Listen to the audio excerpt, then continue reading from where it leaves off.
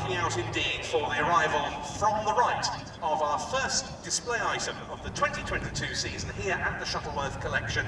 Thank you all so much for coming. We hope you have a great afternoon with us at this season premiere, and it kicks off now. One of the two heavies on the programme for today, from plain sailing at Duxford, the Consolidated PBY-5A Catalina.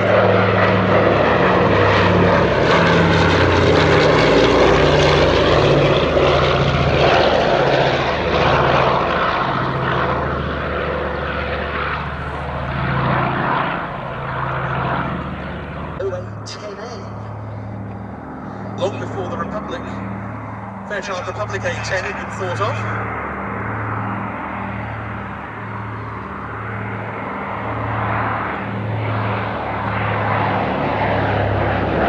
The name on the nose, this pickup, refers to the job of this aircraft with the United States Army Air Force based in the United Kingdom. Its task was to patrol the North Sea and the approaches to the Channel, looking for Allied airmen who had been forced to ditch in the sea on their way back from the raids over Germany and the occupied territories, and of course to land next to them, being a flying boat, and pick them up.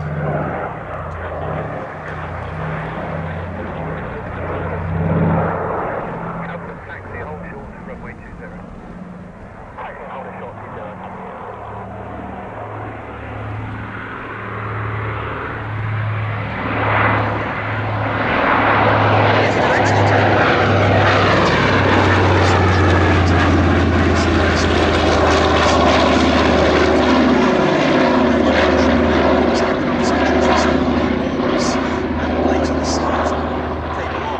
But this was by far the best aeroplane for the job, although it took ages for the US Army Air Forces to be able to secure enough to re-equip the 5th Emergency Rescue Squadron stationed at Halesworth in Suffolk, because of course PBYs were in such demand elsewhere, not least in the Pacific theatre.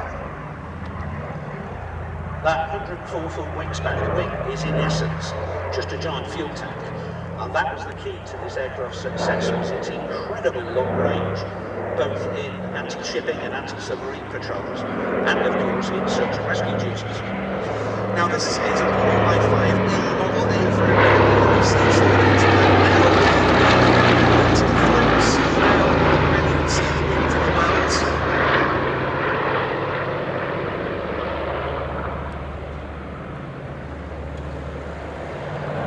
It's a rather fun story from Locker, where the Royal Air Force operated Catalinas during the Second World War, patrolling on anti-U-boat patrols and convoy protection patrols out over the Atlantic. They got their first Catalina 3, which was their 3A, sorry, which was their first amphibious model, which had a land undercarriage and wingtip floats so it could land on water. Before then, they'd all been pure flying boats. And there was actually a notice put in the cockpit saying, just remember where you're landing and which undercarriage you've selected.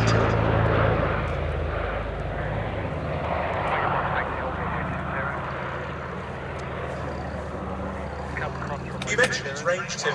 That was apparent right from the start. The G-PBYA patrol aircraft prototype, first Forced underwater by the presence of an aircraft, had to run on their batteries, which meant they were moving a lot slower than the convoy, and it also meant that it shortened their range, so they were less effective. Pass now with the wheeled undercarriage down, or at least half of it at the moment.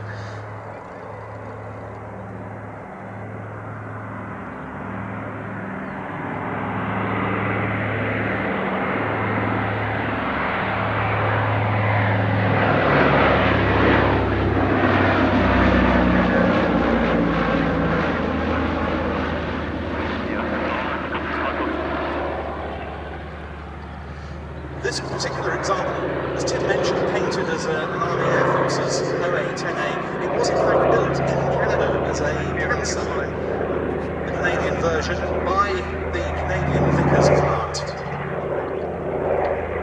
One of several factories other than Consolidated's own to produce the type. Boeing built them in both the US and Canada, so did the Naval Aircraft Factory, and there was production in the USSR as well.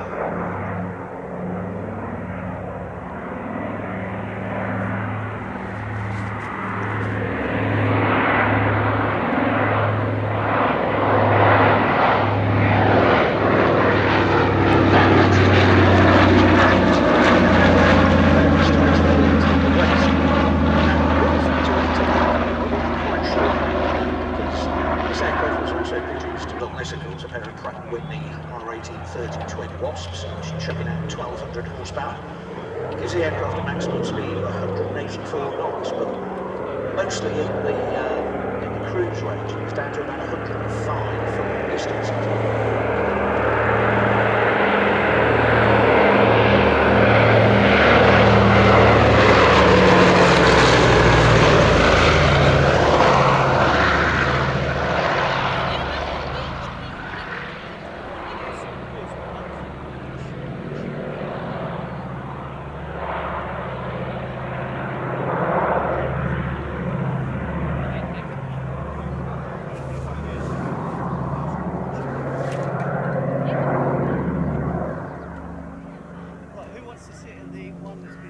Publicity by the Swedish military, it became known as the Catalina incident. That specifically because the rescue Catalina, one of two that was sent to look for the crew of the DC-3, was itself downed by MiG-15s. So the attention of the operation is supported by the Catalina Society, and catalina.org.uk is the place to go to sign up for membership of it.